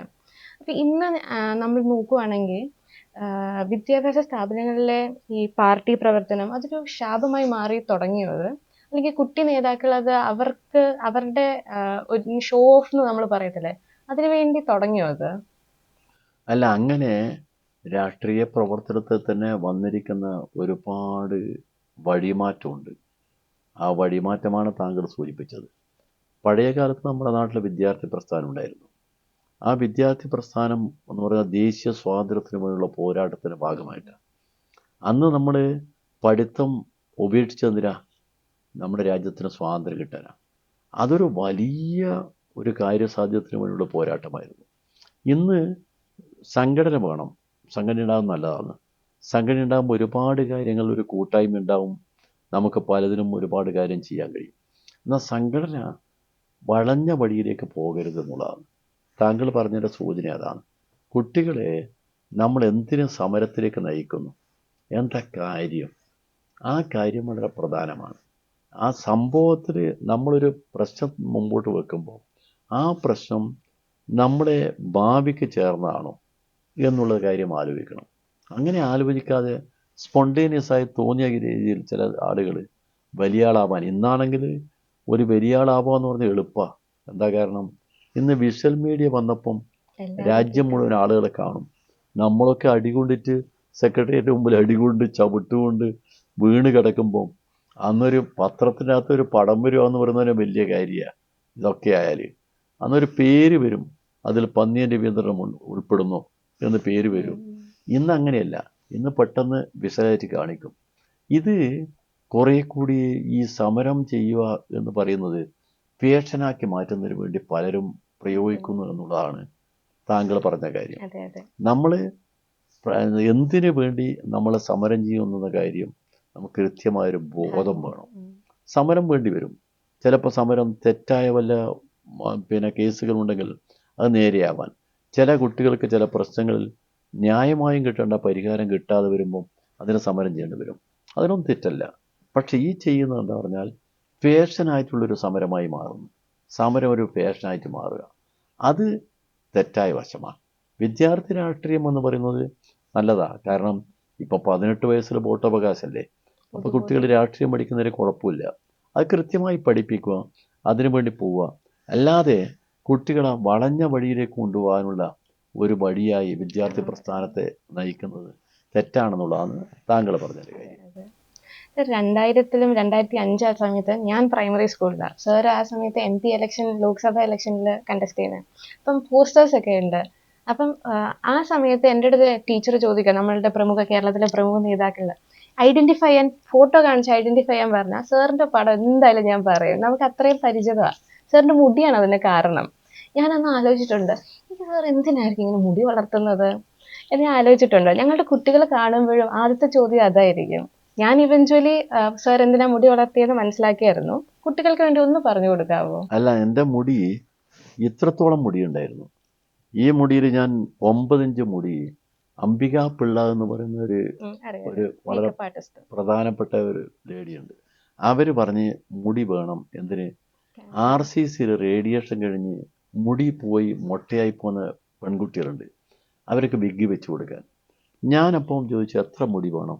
അപ്പം എന്നോട് പറഞ്ഞ് 7 ഇഞ്ച്. ഞാൻ പറഞ്ഞു 9 ഇഞ്ച് എടുത്തോ. അങ്ങനെ ഇതുവരെയുള്ള മുടി കൊടുത്തത്. ഈ മുടീൻ്റെ പിന്നിൽ ഒരു കഥയുണ്ട്. നമ്മൾ അടിയന്തരാവസ്ഥ എന്ന് കേട്ടിട്ടില്ലല്ലോ. 75-ലെ അടിയന്തരാവസ്ഥ ഉണ്ടായത്. അടിയന്തരാവസ്ഥയുടെ കാലത്ത് ഞാൻ അവിടെ യൂത്തിന് നേതാവായിരുന്നു കണ്ണൂർ ജില്ലയിൽ. ആ യൂത്തിന് നേതാവായിരിക്കുമ്പോൾ അടിയന്തരാവസ്ഥ പ്രഖ്യാപിച്ച് അവിടെ ഒരു പോലീസ് ഓഫീസർ ഉണ്ടായിരുന്നു. പുലിയെപ്പോലുള്ള ഒരാളാണ്, പുലിക്കോടൻ എന്ന അയാളുടെ പേര്. കപ്പട മീശയുമായിട്ടൊരു വലിയ അജാന ബാഹുവാണ്. കണ്ടാൽ തന്നെ പേടിച്ചു പോകാൻ മാതിരിയുള്ള മനുഷ്യനാണ്. അദ്ദേഹം വന്നപ്പം അടിയന്തരാവസ്ഥയിൽ അമിതാധികാരമാണല്ലോ പോലീസ് ഉദ്യോഗസ്ഥന്മാർക്കൊക്കെ. അദ്ദേഹം എന്ന് പറഞ്ഞാൽ അന്ന് കുട്ടികൾ മുഴുവൻ ഒരു പ്രത്യേക ഫാഷനായിരുന്നു. എന്ന് മുടി നീട്ടി വളർത്തുക എന്നൊരു ഫാഷൻ. ആ ഫാഷൻ എന്ന് പറയുന്നത് ഹിപ്പി എന്നാ പേര്. അപ്പോൾ പാശ്ചാത്യ രാജ്യങ്ങളിൽ ഹിപ്പി എന്ന് പറയുന്ന ഒരു സംസ്കാരം പോലാണ്. ഇവിടെ അങ്ങനെയല്ല, ഇവിടെ ഒരു ഫാഷനായിട്ട് വെച്ചതാണ്. അപ്പോൾ അങ്ങനെയുള്ള കുട്ടികളെ കൊണ്ടുപോയിട്ട് പോലീസ് സ്റ്റേഷനിൽ കൊണ്ടുപോയിട്ട് മുടി മുറിക്കും ഇയാൾ. അപ്പം നാട്ടിൽ മുഴുവൻ വലിയ വാർത്ത വന്ന് പുലി ഇറങ്ങിയെന്ന്. പിള്ളേരൊക്കെ ഇയാളെ കാണുമ്പം ഒളിച്ചൊളിച്ച് പോകുന്നത് ശരിയായി. അപ്പോഴന്നേരം ഞാൻ ആലോചിച്ച്, നമുക്കൊരു മൗലിക അവകാശമല്ലേ, നമ്മൾ ഉടുത്ത് നമ്മളെ നഗ്നത കാണിക്കാതെ നമ്മൾ നടക്കുക എന്നുള്ളത് ഒഴിച്ചാൽ മറ്റ് മുടി എങ്ങനെ വെക്കണമെന്ന് തീരുമാനിക്കാൻ അദ്ദേഹം നമ്മുടെ മൗലിക അവകാശം ലംഘനമല്ലേ. അത് കണ്ടപ്പോൾ ഞാൻ വിചാരിച്ചു ഇനി അതിന് സമരം ചെയ്യാനൊന്നും പറ്റൂല. അടിയന്തരാവസ്ഥയിൽ സമരം ചെയ്താൽ അകത്താവും. അപ്പം ഞാൻ ഒന്ന് തീരുമാനിച്ച് സ്വയം ഒന്ന് മുടി നീട്ടി. 3 മാസം കൊണ്ട് മുടി വളർന്ന് ഞാനിങ്ങനെ ഒരു ബസ് സ്റ്റോപ്പിൽ കാത്ത് നിൽക്കുക, ഇങ്ങനെ ബസ്സിൽ പോകാൻ. അപ്പോൾ രാവിലെ ഒരു 11 മണിക്കാണ്, കണ്ണൂർ ടൗണിൽ തന്നെ. അപ്പോൾ ഇദ്ദേഹം ഒരു വണ്ടി ഓടിച്ച് വരിക. അന്ന് പോലീസ് വണ്ടി വരിക എന്ന് പറഞ്ഞാൽ വലിയ പ്രധാനമാണ്. നാട്ടുകാർ മെല്ലെ മെല്ലെ ഒഴിയും, ഈ പോലീസുകാർ വല്ലതും ചെയ്തെന്ന് വെച്ചിട്ട്. വന്ന് എന്നെ കണ്ടപ്പോൾ ഫ്രണ്ടിൽ കൊണ്ടുപോയി ചവിട്ടി നിർത്തി, റിവേഴ്സ് എടുത്ത് അടുത്ത് വന്നിട്ട് എന്നോട് പറഞ്ഞ് ഈ മുടി ഞാൻ കാണാത്തതുകൊണ്ടല്ല, ഞാൻ ഒഴിവാക്കിയതാണ്. അപ്പോഴെൻ്റെ മനസ്സിനകത്ത് ഒരു തോന്നൽ, അപ്പോൾ അദ്ദേഹത്തിൻ്റെ ഒരു ഔദാര്യം കൊണ്ടല്ലേ ഞാൻ മുടി വെക്കുന്നത്. അത് ഒരിക്കലും അനുവദിക്കാൻ പറ്റില്ല. അത് നീതിക്ക് എതിരാ. ഇതാ രീതിയാണ്. അപ്പം ഞാൻ അദ്ദേഹത്തോട് ഇങ്ങനെ മുഖത്ത് നോക്കി ഞാൻ പറഞ്ഞ്, എനിക്കിനൊരു ആഗ്രഹമേ ഉള്ളൂ, എൻ്റെ മുടി വെട്ടുന്ന ഒരു പോലീസ് ഓഫീസറായിരിക്കണം. അപ്പോൾ അദ്ദേഹം എന്നെ രൂക്ഷമായി നോക്കി. ഞാനിങ്ങനെ കൂടായെന്ന്. കാരണം അന്ന് ഇന്നത്തെ മാതിരിയല്ല, കുറച്ചുകൂടി ചെറുപ്പമല്ലേ. അപ്പോൾ അതിൻ്റേതായ ഒരു ത്രില്ലൊക്കെ ഉണ്ടാകുന്ന വെച്ചോ. അദ്ദേഹം അങ്ങോട്ട് പോയി. അതിനുശേഷം മുടി ഇങ്ങനെ നിൽക്കുക. ഇപ്പം ഈ മുടി എന്ന് പറയുന്നത് എല്ലാവർക്കും ഇപ്പം അറിയാം. മുടി, ആ മുടീൻ്റെ പിന്നിലുള്ള കഥ പലർക്കും അറിയില്ല. ഇപ്പോൾ സോണിയാഗാന്ധി, ഞാൻ ഏറ്റവും ബഹുമാനിക്കുന്ന ഒരു രാഷ്ട്രീയ നേതാവാണ് സോണിയാഗാന്ധി കണ്ടാൽ പന്ന്യൻജി. ഒരു തവണ AK ആൻ്റണി തിരുവനന്തപുരത്ത് ഒരു പരിപാടിയിൽ വന്നപ്പോൾ നമ്മൾ 3 പേരുണ്ടായിരുന്നു. AK ആൻ്റണി ഉണ്ടായിരുന്നു, അന്ന് അദ്ദേഹം കേന്ദ്രമന്ത്രി. സോണിയാഗാന്ധി ഉണ്ടായിരുന്നു, ഞാനെന്ന് MP. അപ്പോൾ AK ആൻ്റണി സോണിയാഗാന്ധിയോട് പറഞ്ഞു, ഞാൻ ഈ മുടി വെട്ടും. അപ്പോൾ സോണിയാജി പറഞ്ഞു, നോ നിങ്ങൾ സമ്മതിക്കണ്ട എന്ന് എന്നോട് പറഞ്ഞു സോണിയാഗാന്ധി. കാരണം എല്ലാവർക്കും മുടി എങ്ങനെയാണെന്ന് അറിയാം, മുടീനെ കഥ അറിയില്ല. കഥ അടിയന്തരാവസ്ഥയിൽ നടന്നിരിക്കുന്ന അതിക്രമത്തിനെതിരായ ഒരു പോരാട്ടത്തിൻ്റെ കഥയായിരുന്നു ആ കഥ. സാർ എഴുതുമെന്ന് ഞാൻ കേട്ടിട്ടുണ്ട്. സാറ് കുറെ കൃതികൾ ഫുട്ബോളിനെ കുറിച്ചും ഭരത് മുരളിയെ കുറിച്ചും എഴുതിയിട്ടുണ്ട് എന്ന് ഞാൻ കേട്ടിട്ടുണ്ട്. അതേപോലെ ഇൻട്രസ്റ്റിംഗ് ആയിട്ട് എനിക്ക് തോന്നി സാർ പ്രമീള എന്ന പേരിൽ ഒരു കവിത എഴുതിയിട്ടുണ്ടെന്നും ആ കവിത എന്താണെന്നും അതിൻ്റെ അകത്തെ ആശയം എന്തായിരുന്നു എന്ന് കുട്ടികൾക്ക് പറഞ്ഞു കൊടുക്കുമോ? അല്ല, മോഹം എന്ന ഒരു കവിതയായിരുന്നു, ഒരു കൊച്ചു കവിത. അത് ഞാനന്ന് കവിത എഴുതുമായിരുന്നു. കുറേശ്ശെ ഇങ്ങനെ കവിത എഴുതിക്കൊണ്ടിരിക്കുന്ന ഒരു കാലം, ആ കാലമല്ലേ. അപ്പോൾ ഞാനൊരു തവണ ഒരു പല കവിത എഴുതി പല പത്രത്തിന് അയച്ചു കൊടുത്തു. അപ്പോൾ അവസാനം ഞാൻ അയച്ചു കൊടുത്തിട്ട് ഒന്നും പത്രത്തിൽ വരുന്നില്ല. പിള്ളേരൊക്കെ എന്നെ കളിയാക്കും, ഓ വലിയ എഴുത്തുകാരൻ, ഇതാരടോ നിന്നെ ആർക്കടോ അറിയാം. അവസാനം അവർ പറഞ്ഞു, ഒരു കാര്യം ചെയ്യും, ഒരു പെണ്ണിൻ്റെ പേരിൽ എഴുത്, അന്നാലങ്ങ് നടക്കും. മാതൃഭൂമി ആഴ്ചപ്പതിപ്പിൽ ബാലഭക്തിയുണ്ട്, അതിനകത്ത് വന്ന് ഈ മോഹം, ഏത് പെണ്ണിൻ്റെ പേരിൽ. അപ്പോൾ പെണ്ണ് എന്താന്ന് പറഞ്ഞാൽ നമ്മൾ ആ ഒരു ഗവേഷണം നടത്തി പെണ്ണിൻ്റെ പേര് തീരുമാനിച്ചു. പ്രമീള എന്നാ പേര്. പ്രമീള എന്ന് പറഞ്ഞാൽ PRA, പന്നിയൻ രവീന്ദ്രൻ PRA വന്ന് അതുകൊണ്ട് പ്രമീള എന്ന് കൂട്ടിച്ചേർത്ത്, അങ്ങനെ ആയതാ. വന്ന് കവിത വന്നപ്പോൾ എനിക്കൊന്നൊരു സന്തോഷമായിരുന്നു. ഞാൻ നേരെ ഈ കവിത എടുത്ത് തോളിൽ വെച്ച്, അവിടെ ഒരു ബീഡി കമ്പനി ഉണ്ട്, ബീഡി കമ്പനിയിലൊരു പത്രവായനക്കാരൻ രാഘവൻ. ഞാൻ നേരെ കൊണ്ടുപോയിട്ട് പറഞ്ഞു, രാഘവട്ടാ എൻ്റെ കവിത വന്നിട്ടുണ്ട്. ഓ നീ കവിത എഴുതിയ പത്രത്തിൽ വന്നാ? എതിരെ മാതൃഭൂമിയിലോ? അയാൾ തലക്ക് ചോദിച്ചു. കാരണം എന്താണ്, പ്രമാണിമാരാന്ന് മാതൃഭൂമിനകത്ത് എഴുതുക, സാധാരണക്കാരല്ല. NV കൃഷ്ണവാര്യർ പോലുള്ള പ്രഗത്ഭന്മാരുള്ളതാണ് മാതൃഭൂമി. അപ്പം മാതൃഭൂമി പത്രത്തിൽ വീക്കിലിയിൽ വന്നു എന്ന് പറഞ്ഞപ്പോൾ ഇയാളിങ്ങനെ മറച്ചു നോക്കുമ്പോൾ ഇയാൾ കാണുന്നില്ലടോ. ഞാൻ പറഞ്ഞ പ്രമീള, അത് പ്രമീളേൻ്റെ അല്ലേ, നിൻ്റെതാ? വെറുതെ ഏതോ ഒരു പെണ്ണ് എഴുതിയ കവിതയും കൊണ്ട് നടക്കുന്നത്, നാണമുണ്ടോ എനിക്ക്? അപ്പോൾ കവിത എഴുതിയതും പോയി, എനിക്ക് നാണക്കേടുമായി, ക്ഷീണമായി. ഞാനിങ്ങനെ ദുഃഖിച്ചിരിക്കുമ്പോൾ ഒരാഴ്ച കഴിയുമ്പോൾ എനിക്ക് 25 രൂപ മണി ഓർഡർ. ഏത് പ്രമീളക്ക് മണി ഓർഡർ വാങ്ങാൻ പറ്റുമോ? ഇല്ല. ആദ്യത്തെ കവിത പ്രസിദ്ധീകരിച്ചല്ലേ? പ്രസിദ്ധീകരിച്ച് എൻ്റെ പേരിലാണോ? അല്ല. എങ്ങനെയാ പ്രസിദ്ധീകരിച്ചത്? തൂലികാ നാമത്തിൽ. അതിനോ ഫീസ് കിട്ടി. എത്ര? 25 രൂപ. ആദ്യം എനിക്ക് കിട്ടിയ കാശ, അത് വാങ്ങാനും പറ്റിയില്ല. അങ്ങനെ ഒരു കവിതേൻ്റെ കഥ. അത് പ്രണയത്തെ കുറിച്ചായിരുന്നു ആ കവിത അല്ലേ? ഒരു സ്വല്പം പ്രണയമുണ്ട്. ആരെങ്കിലും അതെ, അന്നത്തെ കാലത്തല്ലേ, അന്ന് ഒരു യുവാവായിട്ട് വരുന്നൊരു അവസരമല്ലേ, അപ്പം മനസ്സിനകത്ത് ഇങ്ങനെ പ്രണയമൊക്കെ കുറെ കാണും. അതൊക്കെ പ്രണയിച്ചിട്ടുണ്ടോ സർ?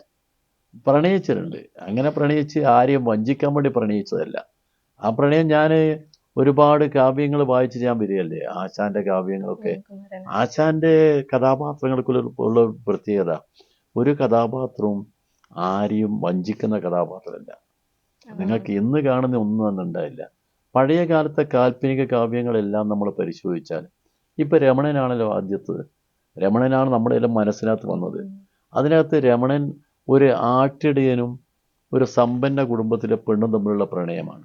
ആ പ്രണയത്തിനകത്ത് ഒരു ചോദ്യമുണ്ട്, എന്നാ വനത്തിലെ കാഴ്ച കാണാൻ എന്നെയും കൂടൊന്ന് കൊണ്ടുപോകും എന്ന് പറയുന്ന സ്വാഭാവികമായ ചോദ്യ, പ്രണയ ആവേശത്തിൽ ചോദിക്കുന്ന.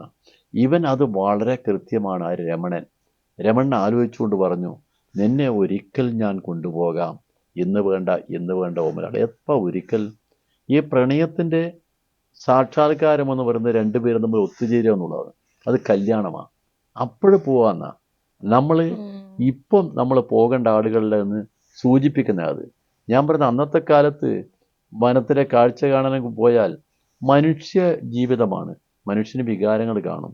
ആ വികാരങ്ങൾ ഉണ്ടാകാവുന്ന എന്തെല്ലാം വളഞ്ഞ വഴികളുണ്ടോ എല്ലാം ചിലപ്പോൾ സംഭവിച്ചേക്കാം. അത് സംഭവിക്കരുതെന്ന് കൃത്യമായ നിലപാടാണ് ചങ്ങമ്പുഴയുടെ ഈ പ്രണയം. എന്തിന് നമ്മൾ ആശാന്റെ കാവ്യം നോക്കിക്കോ, എല്ലാ കാവ്യത്തിനകത്തും നിങ്ങൾ ആശാന്റെ കാവ്യത്തിനകത്ത് വഴിതെറ്റിയ ഒരൊറ്റ പ്രണയവും നിങ്ങൾക്ക് കാണില്ല, നേരിൻ്റെ വഴിയാണ്. അപ്പം അങ്ങനെയുള്ളൊരു കാലത്താണ് നമ്മൾ ജീവിച്ചത്. ആ ജീവിച്ചിരിക്കുന്ന കാലത്ത് നമ്മൾ പ്രണയം എന്ന് പറയുന്ന മനസ്സിനകത്ത് ഇങ്ങനെ വർണ്ണരാജികൾ പൂത്തു വരുന്നൊരു കാലമല്ലേ. ആ കാലത്ത് നിറങ്ങളെക്കുറിച്ചും കണ്ണുകളെക്കുറിച്ചും ചിരിയെക്കുറിച്ചും ഒക്കെ തന്നെ നമ്മളെ മനസ്സിൽ കാണും. അങ്ങനെയുള്ളതാണ് അന്ന് വന്ന ഇത്. ഞാൻ ഫുട്ബോൾ കളിക്കുമെന്ന് പറഞ്ഞല്ലോ. ഫുട്ബോളിനെ കുറിച്ച് ആദ്യമായി ഞാൻ ലേഖനങ്ങളൊക്കെ എഴുതുമായിരുന്നു. അന്ന് എഴുതുമ്പോൾ ഒരു തൂലികാ നാമത്തിലാണ്, PR കക്കാട്. കക്കാടാ എൻ്റെ വീട് കക്കാടാണ് സ്ഥലം. PR എന്ന് പറഞ്ഞാൽ പന്നിയൻ രവീന്ദ്രൻ. പന്നിയൻ എന്ന് പറയുന്നത് എൻ്റെ അമ്മയുടെ കുടുംബ പേരാ പന്നിയൻ, ഒരു തറവാട്ട് പേര് പന്നിയൻ രവീന്ദ്രൻ. അമ്മയുടെ തറവാട്ട് പേരാണ് നമ്മൾ സ്വീകരിക്കാറ്. ഇവിടെയൊക്കെ ഇനീഷ്യൽ വരുന്ന അച്ഛൻ്റെ പേരുമായിട്ട് ബന്ധപ്പെട്ട ഇനീഷ്യൽ വരുന്നത്, അവിടെ അങ്ങനെയാണ് നമ്മൾ ഉപയോഗിക്കാറ്. അങ്ങനെ പന്നിയൻ രവീന്ദ്രൻ കക്കാട്, അതാ PR കക്കാട്. അങ്ങനെ എഴുതി ഞാൻ ഫുട്ബോളിനെ കുറിച്ച് 3 പുസ്തകം എഴുതിയിട്ടുണ്ട്. വേൾഡ് കപ്പ് 2 വേൾഡ് കപ്പിന്, ഇപ്പം റഷ്യൻ വേൾഡ് കപ്പിനെ കുറിച്ച് ഞാനൊരു പുസ്തകം എഴുതിയിട്ടുണ്ട്. വേൾഡ് കപ്പിൻ്റെ ചരിത്രം ഒരു പുസ്തകം എഴുതിയിട്ടുണ്ട്. ലോക ഫുട്ബോളിൻ്റെ ചരിത്രം 3 പുസ്തകം അങ്ങനെ എഴുതിയിട്ടുണ്ട്. മറ്റൊന്ന് ചരിത്രം എഴുതി ചരിത്രമായവർ എന്ന് പറയുന്നത് കേരളത്തിലെ സാംസ്കാരിക നായകന്മാരെ എല്ലാവരെയും ചേർത്തുകൊണ്ട് ഒരു പുസ്തകം. അത് ശ്രീനാരായണ ഗുരു മുതലുള്ള പ്രധാനപ്പെട്ട ആളുകളുടെ ഇതിനകത്തുണ്ട്. കവികളുണ്ട്, വയലാർ രാമവർമ്മയുണ്ട്, അങ്ങനെ എല്ലാവരും കൂടി ചേർന്ന ഒരു പുസ്തകം. അതിന് പുറമെ വേറെ ഒരു പുസ്തകമാണ് പിന്നെ ONV സൂര്യ തേജസ്സോടെ എന്നും. ONV എനിക്ക് ഏറ്റവും ഇഷ്ടപ്പെട്ട കവിയാണ് ONV. ഞാനും ONV തമ്മിൽ ഒരു വൈകാരിക ബന്ധമുണ്ട്. നമ്മളെപ്പോഴും നമ്മൾ പലപ്പോഴും കാണും, ഒരുപാട് സംസാരിക്കും. അതുപോലുള്ള അനുഗ്രഹീതനായൊരു കവി, ഞാൻ ആലോചിക്കുക, അദ്ദേഹത്തിൻ്റെ ഓരോ വരികളുമില്ലേ നമ്മുടെ മനസ്സിനകത്ത് വല്ലാത്ത ഒരു നീറ്റലുണ്ടാവും. ഇപ്പം ഞാൻ നേരത്തെ അമ്മയെക്കുറിച്ച് പറഞ്ഞല്ലോ, അമ്മയെക്കുറിച്ച് അദ്ദേഹത്തിന് ഒരു മനോഹരമായൊരു കവിത ഉണ്ടായിരുന്നു. അദ്ദേഹം വിദേശയാത്രയിൽ പോയിട്ട് വന്നതിന് ശേഷം എഴുതിയ കവിതയ അമ്മ എന്നാണ് കവിത. 9 പേരവർ കൽപ്പണിക്കാർ, ഒരമ്മ പെറ്റവരായിരുന്നു. 9 പേര് കൽപ്പണിക്കാർ, അവർ ഒരമ്മ പെറ്റ മക്കൾ. ഈ സഹോദരന്മാർ ആ നാട്ടിലെ സകല ശില്പങ്ങളും നിർമ്മിച്ച ഇവരാ. ഈ 9 പേര് കല്യാണം കഴിച്ച് 9 പേരെ ഭാര്യമാരുണ്ട്. ആ 9 പേരെ ഭാര്യമാരും കൊണ്ട് സകല പ്രധാനപ്പെട്ട ശില്പങ്ങളും അവരാ. അവർ ശില്പികളെന്ന് പറയുന്ന രാജ്യം അറിയുന്ന ശില്പികളാണ്. ഒരു പ്രധാനപ്പെട്ട വർക്ക് നടന്നുകൊണ്ടിരിക്കുന്ന അവസരത്തിൽ അവിടുത്തെ ഈ ചുവരില്ലേ ഭിത്തി ഉറക്കുന്നില്ല. ഭിത്തി എന്ത് ചെയ്തിട്ടും ഉറക്കുന്നില്ല. ഉറക്കാതെ വന്നപ്പം ഇവർക്ക് ഉടൻ ഒരു വിവരം കിട്ടി. അതിന് ഒരു മാർഗമുണ്ട്. ഒരു പെണ്ണിൻ്റെ ശരീരം അവിടെ കൊടുക്കണം, ഒരു പെണ്ണിനെ ബലി കൊടുക്കണം. ബലി കൊടുത്താലേ ശില്പി ഉറക്കും. ഇത് അറിയുന്നത് എങ്ങനെയാണെന്ന് പറഞ്ഞാൽ, ഇവരെല്ലാവരും കൂടി ശില്പത്തെ ജോലി ചെയ്യുമ്പോൾ അറിയുമ്പം ഇവർ തമ്മിലാലോചിച്ച് ആരെയാ കൊടുക്കുക. 9 പേരിൽ ഒരാളുടെ ഭാര്യനെ കൊടുക്കേണ്ടത്. ആരെ കൊടുക്കും? 9 പേർക്കും ഈ 9 പേരും തമ്മിൽ അത്ര അടുപ്പമുള്ള ആളുകളാണ്. അപ്പോഴാണ് അവിടെ നിന്ന് ഉച്ചയ്ക്ക് ഭക്ഷണവും തലയിൽ ചുമന്നുകൊണ്ട് ഒരാളുടെ ഭാര്യ വരിക. അപ്പം എല്ലാവരും കൂടി പറഞ്ഞൊരു കാര്യം ചെയ്യും. അപ്പം മൂത്തയാൾ പറഞ്ഞ്, എന്നാൽ എൻ്റെ ഭാര്യനാ ആയിക്കോട്ടെ തീരുമാനിച്ചു. മൂത്തയാളുടെ ഭാര്യ അവൾ വന്നിട്ട് എല്ലാവർക്കും ഭക്ഷണം പാകം ചെയ്ത് കൊടുക്കുമ്പോൾ എല്ലാവരും മുഖത്ത് വല്ലാത്ത മ്ലാനത. ഇവിടെ സംഭവം മനസ്സിലാക്കി ഇവിടെ അവസാനം പറയുന്ന ഒരു വാക്കുണ്ട്. നമ്മുടെ നാട്ടിലെ എല്ലാ ശില്പത്തിൻ്റെയും അടിത്തറ പാകിയത് നിങ്ങളാ ശില്പികൾ. അപ്പം നമുക്ക് നിങ്ങളുടെ ഇന്നുള്ള പ്രശസ്തി ഇനി ലോകത്തോളം നിലനിൽക്കണമെങ്കിൽ ഈ ഭിത്തി ഉറക്കണം. ഞാൻ എന്നെ ബലി കൊടുത്തോളൂ. പക്ഷേ എനിക്കൊരപേക്ഷയുണ്ട്. എന്നെ ബലി കൊടുക്കുമ്പം എൻ്റെ ഒരു ഭാഗത്തെ മാറിൻ്റെ ഒരു ഭാഗവും ഒരിടത്ത് കൈയും മാറ്റി വെക്കണം. എൻ്റെ കുഞ്ഞ് കരയുമ്പോൾ മുലപ്പാൽ കൊടുക്കാൻ. ഇതുപോലെ ഹൃദയസ്പൃക്കായ ഒരു കവിത എഴുതാൻ ONVക്കല്ലാതെ വേറെ ആർക്കാ കഴിയുക? അതാ ONVൻ്റെ കവിത. ONVൻ്റെ കവിതയെക്കുറിച്ച് പറയുമ്പോൾ ഒരുപാട് നമുക്ക് പറയാനുണ്ട്. പക്ഷെ ഇത് ഞാൻ അമ്മയുമായി ബന്ധപ്പെടുത്തി പറഞ്ഞതാണ്. നമ്മുടെ കുട്ടികൾ വായിക്കേണ്ട ഒരു കവിതയാണ് അത്. പിന്നെ നമ്മുടെ മനസ്സിനകത്ത് ഇതുപോലെ ഒരു അറിയാതെ മനസ്സിനകത്ത് ഒരു നീറ്റലുണ്ടാക്കും ആ കവിത. അത്ര ഉജ്ജ്വലമായ കവിതയാണ്. അപ്പോൾ ONVയെക്കുറിച്ച് ഒരു പുസ്തകം എഴുതിയിട്ടുണ്ട്. പിന്നെ ഭരത് മുരളി, അഭിനയവും ജീവിതവും. നമ്മുടെ മുരളിയും ഞാനുമായിട്ട് വളരെ അടുപ്പായിരുന്നു. അഭിനയം ജീവിതവും. ഞാൻ സിനിമയിൽ അഭിനയിച്ചിട്ടുണ്ട് കേട്ടോ, അത് പുറത്ത് പറയുന്നത്. ആശംസകളോടെ അന്ന എന്ന് പറയുന്നൊരു സിനിമ. ആ സിനിമ വന്നത് നമ്മുടെ ഈ സമയത്താണ്, ഏത് പ്രേമം വന്നപ്പോൾ. അപ്പോൾ അതിൽ ഈ സിനിമ മുങ്ങിപ്പോയി. അതിനകത്ത് ഞാൻ കോളേജ് പ്രിൻസിപ്പളായിട്ടായിരുന്നു അഭിനയിച്ചത്. അതിനകത്ത് അത് ഫീച്ചർ ഫിലിം തന്നെ ഒന്ന് വന്ന്. പിന്നെ വേറൊരു ഫിലിം അഭിനയിച്ചിരുന്നു. ആ ഫിലിം ദൈവത്തിൻ്റെ വാൾ. അത് പ്രധാനപ്പെട്ട ഭാഗമായിരുന്നു. പക്ഷെ അതെന്ത് പൂർത്തിയായില്ല. 90% അവർ തമ്മിൽ തർക്കം കൊണ്ട് പൂർത്തിയായില്ല. അതുകൊണ്ട് ആ ഫീൽഡിലും ഉണ്ടായിരുന്നു. മനുഷ്യൻ എന്ന രീതിയിൽ ഈ നമ്മൾ ആർജിക്കുന്ന അറിവില്ലേ, ആ അറിവ് നമുക്ക് ഏതെല്ലാം തരത്തിൽ പ്രകടിപ്പിക്കാൻ കഴിയും. അതിനൊക്കെ കുറേശ്ശെ പോകുന്നത് കുഴപ്പമുള്ള കാര്യമല്ല, നല്ല കാര്യമാണ്. ഞാൻ കവിത എഴുതിയിട്ടുണ്ട്, കഥ എഴുതിയിട്ടുണ്ട്. കഥ എഴുതി കലാകൗമുദി വളരെ പ്രസിദ്ധമായ കഥ പ്രസിദ്ധീകരിച്ചിട്ടുണ്ട്. അത് നല്ല വിഷയം. പക്ഷെ മനുഷ്യൻ്റെ ജീവിതവുമായി ബന്ധപ്പെട്ട കാര്യങ്ങളിൽ നമ്മളെന്നും ഒരു തീവ്രമായ മനസ്സുമായി നന്മയുടെ വഴിയിലേക്ക് ചിന്തിക്കാൻ വേണ്ടി പ്രേരിതമാവണം. നന്മയാണ് നമ്മളെ നയിക്കേണ്ടത്. തിന്മയെ നമ്മളെപ്പോഴും വർജിക്കണം എന്നാണ് എനിക്ക് പൊതുവിൽ പറയാനുള്ളത്. സർ, അവസാനത്തെ ക്വസ്റ്റ്യൻ. സാറിന്റെ ജീവിതം കഥയാക്കുവാണെങ്കിൽ അതൊരു ചെറുകഥയായിരിക്കുമോ, ഒരു കവിതയായിരിക്കുമോ, ഒരു നോവലായിരിക്കുമോ? എൻ്റെ ജീവിതത്തെക്കുറിച്ച് എനിക്കങ്ങനെയല്ല. എൻ്റെ ജീവിതം എന്ന് പറയുന്നൊരു തുറന്ന പുസ്തകം തന്നെയാണ്. എനിക്കങ്ങനെയുള്ള ഒളിപ്പിച്ച് വെക്കാനുള്ള രഹസ്യങ്ങളൊന്നുമില്ല. അങ്ങനെയുള്ള രഹസ്യത്തിൻ്റെ കാര്യങ്ങളിൽ ഞാൻ ആലോചിക്കുന്നുമില്ല. ഏത് കാര്യം ചെയ്യുമ്പോഴും ഞാൻ അതിൻ്റെ വരുംവരായികയെക്കുറിച്ചൊരു ധാരണയുണ്ടായിട്ട് ചെയ്യും. അതേ ചെയ്യും. പിന്നെ എന്നെക്കൊണ്ട് ആർക്കും എന്തെങ്കിലും ചെയ്യാൻ ഗുണം കിട്ടുമോ, ആ ഗുണത്തിന് ഞാൻ അവരെ സഹായിക്കും. പരസ്പര സഹായം എന്ന് പഴയ കാലത്ത് ഞാൻ കേട്ടൊരു വരി ഓർമ്മയുണ്ട്. പരോപകാരാർത്ഥം ഇതം ശരീരം എന്നാണ്. അത് മനുഷ്യനെ സഹായിക്കുക എന്നുള്ളതാണ്. ആ ഒരു ലക്ഷ്യത്തോടു കൂടിയാണ് ഞാൻ നിൽക്കുന്നത്. അത് എൻ്റെ ജീവിതത്തിൽ അവസാനം വരെ തുടരുമെന്നാണ്.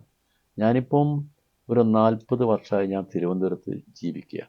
ഞാൻ തിരുവനന്തപുരത്ത് വരുമ്പം കേട്ട തിരുവനന്തപുരത്തില്ല. ഇപ്പോൾ ഇവിടെ വരുമ്പം ആളുകൾ പറഞ്ഞത് തിരുവനന്തപുരത്തുകാർ അത് പെസകാന്ന് അവരെ വിശ്വസിക്കാൻ പറ്റില്ല എന്നൊക്കെ പറഞ്ഞു.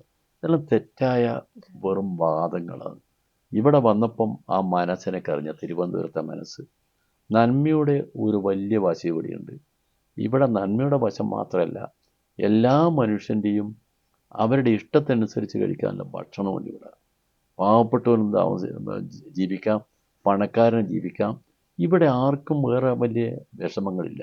മാത്രമല്ല, നമുക്കൊരു സേഫ് കൂടിയാണ് തിരുവനന്തപുരം. മറ്റൊരു പട്ടണത്തും ഇല്ലാതെ സേഫ് ഇവിടെയുണ്ട്. അതുകൊണ്ട് ഇവിടെ വന്ന് 40 വർഷമായി ഇവിടെ ജീവിക്കുന്നത്. എൻ്റെ ജീവിതകാലം മുഴുവൻ രാഷ്ട്രീയ പ്രവർത്തനം ഇവിടെയായിരിക്കും.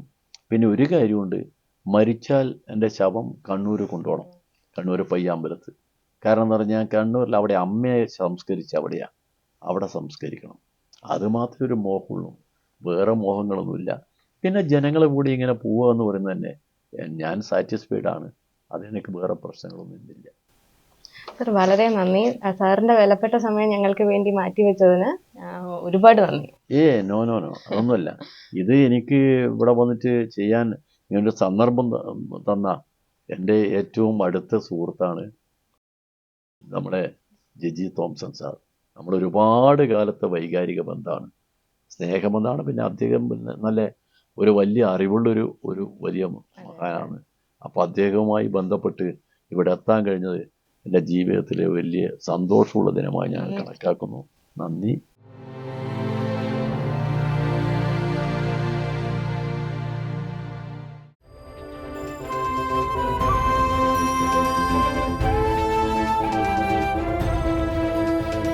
Bhavika, a student enrichment program.